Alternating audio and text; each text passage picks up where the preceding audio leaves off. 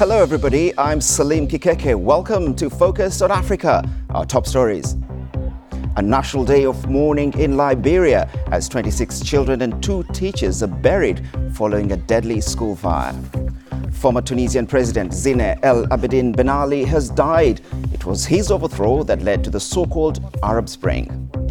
Warnings of a global shortage of antivenoms to treat snake bites. We have a special report from Kenya. It's such a beautiful snake, isn't it? Right. But this one can kill you quite quickly. Yeah, a little bit of its venom can kill you within an hour. Also in the program, the surgery that doesn't involve surgeons. We meet a nurse in Ethiopia who's saving lives without the normal training. I remember my first case.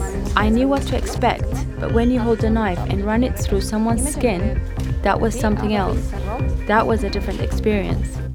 And in sport, the Pharaohs have a new boss as Hossam El Badri is appointed in the top job.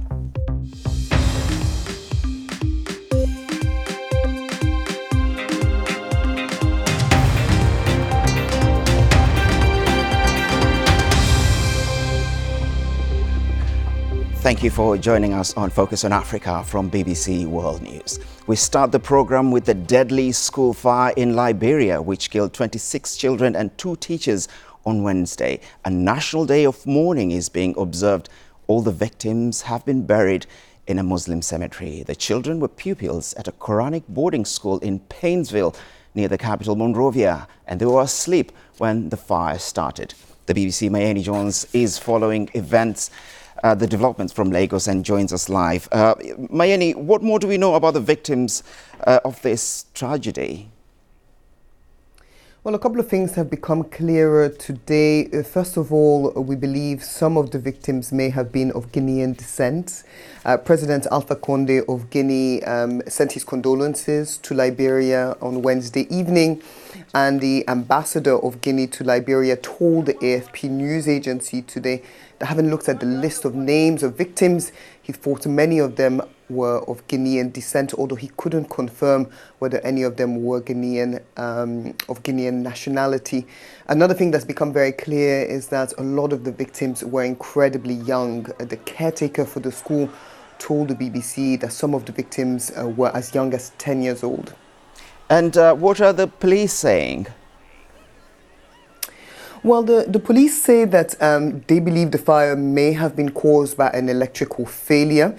They're also investigating whether there was any foul play, although so far they've seen no evidence of this. And as far as we know, investigations into the causes of this deadly fire continue today. Well, we know that the investigation is underway, but do we know why there was no an escape plan from the dormitories?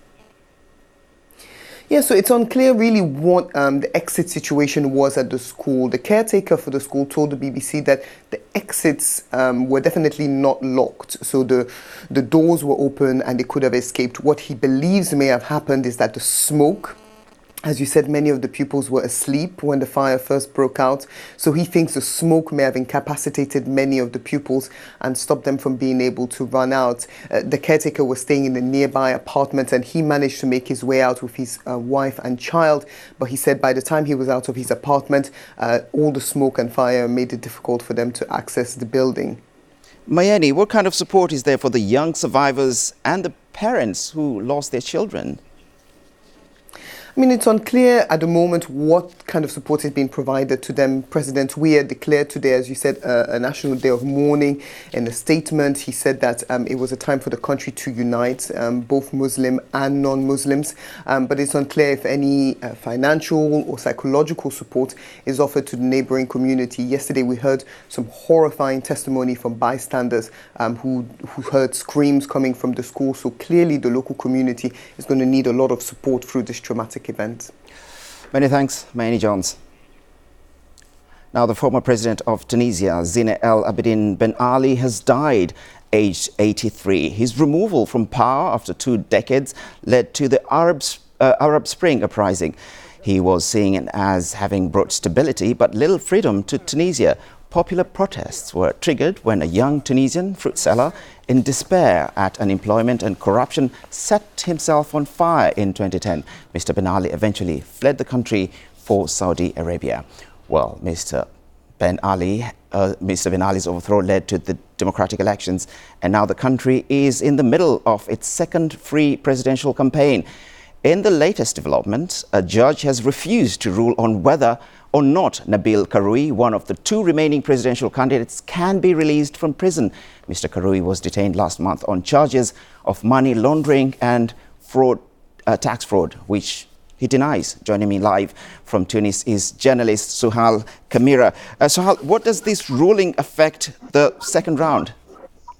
How does it affect the second round, rather?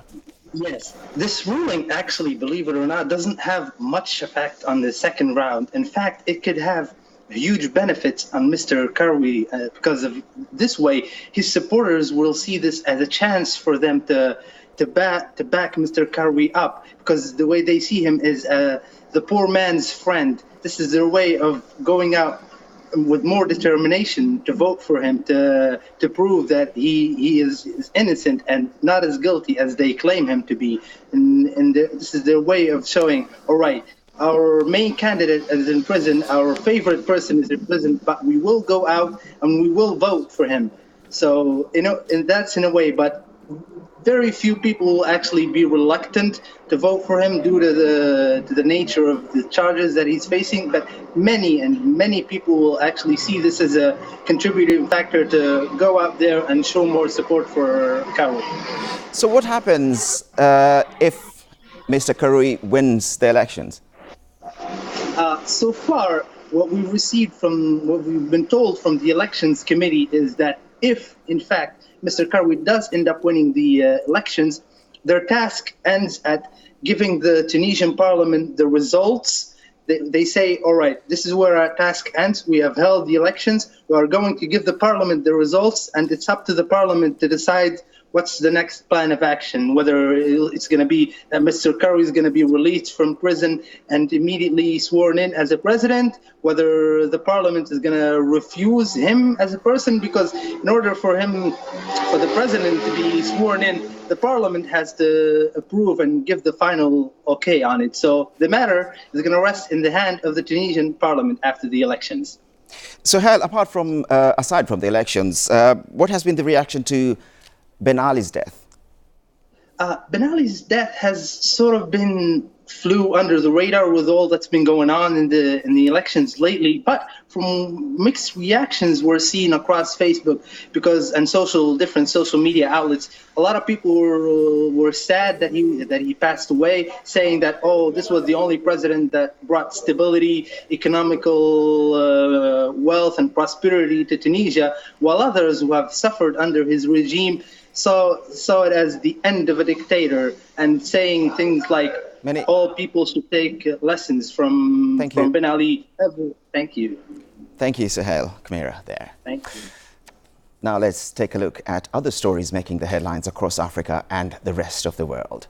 Ethiopia has rejected a proposal from Egypt about how much water to release from a dam it's building on the Blue Nile. Egypt wanted at least 40 billion cubic meters to flow through the Grand Renaissance Dam every year. It's worried the new dam will deprive it of water resources. The Canadian Prime Minister Justin Trudeau is facing renewed pressure ahead of next month's election after more images emerged of him in blackface makeup. He's already been widely criticized after an old photo was published on Wednesday showing him blacked up at an Arabian Nights theme party. Mr. Trudeau has apologized and says he deeply regrets his actions. I take responsibility for my decision to do that. I shouldn't have done it. I should have known better. It was something that I didn't think was racist at the time, but now I recognize it was something racist to do, and I am deeply sorry. Now, two former members of a militia in the Central African Republic have appeared at the International Criminal Court on war crimes charges. The leader of the mainly Christian anti-Balaka movement, Patrice Edward Ngaisona, and a militia commander, Alfred Yekatom, deny all charges. Thousands died in violence that followed the seizure of power by a mainly Muslim rebel group in 2013. The judges are considering whether there's enough evidence for the trials to go ahead. Anna Holligan was in the court in The Hague. Alfred Yekatom listened intently in court as the prosecution lawyers described him as a self-styled Rambo, responsible for recruiting and training thousands of men in a military-style hierarchy with one purpose: to kill Muslims and Saleka rebels. The court today heard of one young woman who fled the fighting with her family and their imam. They were separated. She was cornered by the anti-Balaka soldiers and raped as she pleaded with them to kill her instead. In another case, the prosecution said there was a child witness who was a child soldier and that he was told when a Muslim was captured, the children should stab him or cut off his ear. And when he became exhausted, they should dig a shallow grave and wait for the chief to return so that he could be killed. Children, the prosecutors say, were turned against each other for the political aims of these powerful men. And they say that Mr. Ngaisona was responsible. He used his power and influence as part of this conflict. He faces 111 charges relating to the relentless violence that's gripped the country since 2013. Among them, murder, rape, pillaging, and the use of child soldiers. Now, these hearings will last for a number of days before the judges decide whether there is enough evidence to send these cases to trial. Anna Holligan there reporting. Now to the second of our reports on the deadly effect of snake bites. For many, they are a daily threat and can cause death or disability, but they can be treated, and the so-called antivenoms are key to tackling the problem, but they aren't always effective. Our global health correspondent, Chilip Mazumda, has this report from East Africa's first snakebite research facility in Kenya. This is Geoffrey, one of Kenya's leading snake handlers, and this is the green mamba he's about to extract venom from. Good. Nice. The toxins in this deadly liquid are the very same that are used to create the antidotes for some snake bites. It's such a beautiful snake, isn't it? Right. But this one can kill you quite quickly. Yeah, a little bit of this venom can kill you within an hour. Right. Are you okay? Different types of snake bites from different areas of the world need different types of antivenoms to treat them. So this particular venom mixture is from vipers and pufferder. Scientists here are using venom from poisonous Kenyan snakes to try and develop new, more effective treatments for snakebite victims in sub-Saharan Africa. The antivenoms that we currently have are mostly produced from venom from Indian snakes, and so they don't work as effective in our population here. And so what we're trying to address with the experiments we are running now is to get safer, more affordable antivenoms produced from venom from our snakes. 200 kilometres away in Mwingi Hospital, 3-year-old Carol is recovering from a snake bite. She was bitten on her head as she waited to greet her grandmother at her front door. At first, we didn't realize she'd been bitten by a snake, but then she started vomiting. By the morning, her whole face had swollen. That's when she was rushed to hospital. Carol was given antivenom, but she needed 4 doses at a cost of around $200. Her father, a builder, doesn't know how he'll pay for it. The antivenom used to treat Carol is kept under lock and key in the hospital pharmacy. So it's a very expensive drug, secondly. Researchers from Nairobi and from Liverpool in the UK are working with hospital staff to log how many people are being treated for snakebite. They'll also be assessing how effective current antivenoms are. There is very little data out there from snakebite cases in people where they've been treated with antivenom that tell us which product someone should be given in any particular part of the world. And that's a real issue because That is not the way a regulated medicine should be being used, and it certainly isn't for other disease conditions. Back with George and his team of scientists in Nairobi, they are working at a nearby farm in their hunt for better antivenoms.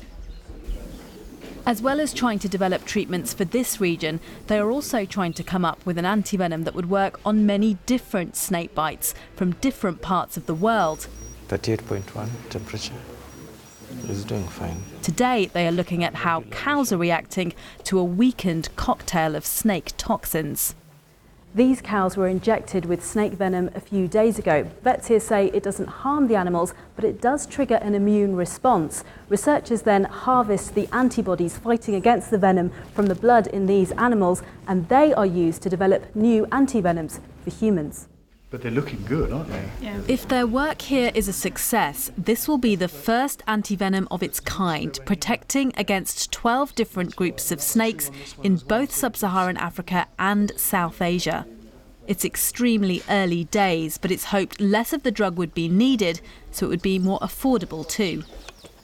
So we can think of red spitting cobra, black mamba. Meanwhile, Geoffrey and Nick are out on the hunt for more snakes to take back to the Nairobi Research Centre. In the evening they will come out of the hole. It's painstaking work, but they are hopeful they will find better cures for snakebite in Kenya and save many more lives worldwide. Tulip Mazumdar, BBC News, Kitui County. This is Focus on Africa from BBC World News with Miss Salim Kikeke. Still to come, Arsenal's Pierre-Emerick Aubameyang heads back to Germany for the Europa League. Welcome back, I'm Salim Kikeke. The top stories this hour. Liberia has been observing a national day of mourning after 26 children and 2 teachers were buried following a deadly school fire. The former Tunisian president Zine El Abidine Ben Ali has died at the age of 83. It was his overthrow that led to the so-called Arab Spring. Now, it usually takes 10 years to train as a surgeon in Ethiopia, but some people are learning to carry out emergency operations in much less time, and they're not even surgeons. It's part of a government scheme to improve access to safe and affordable surgery. We followed a nurse, Saida Guadu, who's performing cesarean sections and saving the lives of mothers and babies. Lily Freestone reports. This mother has been in labour for 3 days. Her baby is in the wrong position and may not survive. Saida is operating on her, but she isn't a doctor. I remember my first case. I knew what to expect, but when you hold a knife and run it through someone's skin, that was something else. That was a different experience. Saida used to be a nurse. Normally it takes 10 years to train as a surgeon in Ethiopia, but Saida trained to operate in just 3.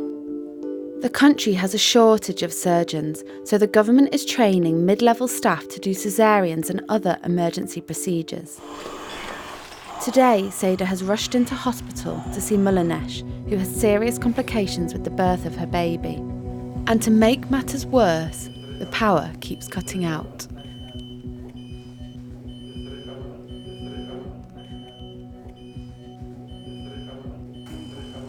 Finally, Saida gets the baby out. But he isn't breathing, so 2 nurses try and resuscitate him.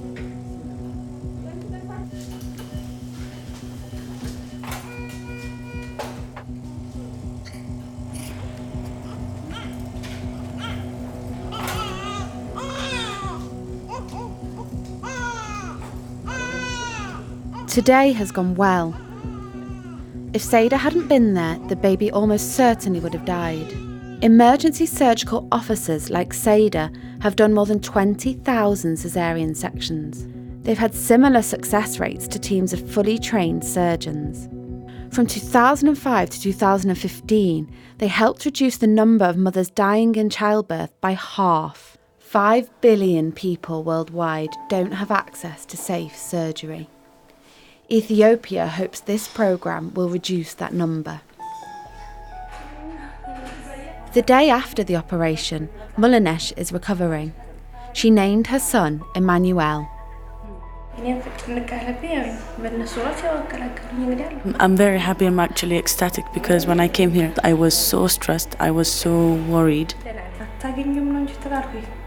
I was prepared to die with my child. It's a miracle that I have a baby now. You're watching BBC Focus on Africa. It's now time for some sport with Mimi. Over to you. Thank you, Salim. The Egyptian Football Association has named Hossam El Badri as the national team's head coach. He succeeds Javier Aguirre, who was sacked from his position in July after the Pharaohs' defeat by South Africa on home soil in the last 16 of the Africa Cup of Nations. 59-year-old El Badri has had a long association with Al Ahly Football Club in the country and left in 2018 following a shock defeat in the African Champions League. It's the Europa League group stage today, and Arsenal kick off their campaign away to Eintracht Frankfurt. That match was one of the early kickoff games. It's currently halftime with Arsenal 1-0 up. It's a return to Germany for that Gabonese star, Pierre-Emerick Aubameyang. But for Ivory Coast international Nicolas Pepe, he will be hoping for a positive result for his side by the end of the match. Last season, Arsenal came up short against Chelsea in the final, who then went on to lift the trophy. They are going to be tomorrow with the supporters pushing. They are going to be very excited also to start against us, showing their capacity. And really it's going to be, I think, very, at the beginning, very good match, I think, because two teams in this competition want to do something important. And it's the groups now, but it's the first match. But for us, is to play and to show against Eintracht Frankfurt how we are and how spirit we have for a start of that competition this year. And to a player that's on the move, former Ghana captain Asamoah Gyan is making his way to the India Super League after joining Northeast United on a free transfer. Gyan arrives in the country as Ghana's record international goal scorer and the leading African scorer at the World Cup. The 33-year-old has played in the top leagues in England, France, and Italy, as well as China. Now on Tuesday, Genks Mbwana Samata became the first ever Champions League goal scorer from Tanzania. In that game, his Belgian side went on to lose 6-2 against Red Bull Salzburg in the group stages. Samata, who is captain of his country's national side, told the BBC what it meant to get in the history books. I feel very good being the first ever Tanzanian to play in the Champions League, but also for scoring a goal. It's something I like doing when playing football. Although we didn't get a good result, but I thank God that I started well in Europe. It gives me confidence and self-belief that one day I will fulfill my dream of playing in one of the great teams in Europe.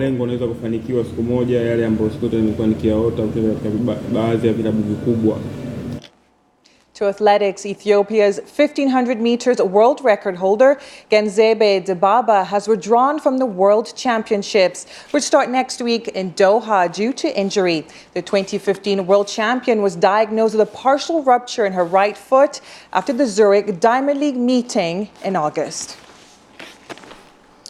You interviewed Samata. Well, it's you he sent the interview to, isn't it? Yes, his side lost 6. They were thrashed, but he made history. He went into the history books, scoring a beautiful header, and he's such a brilliant man.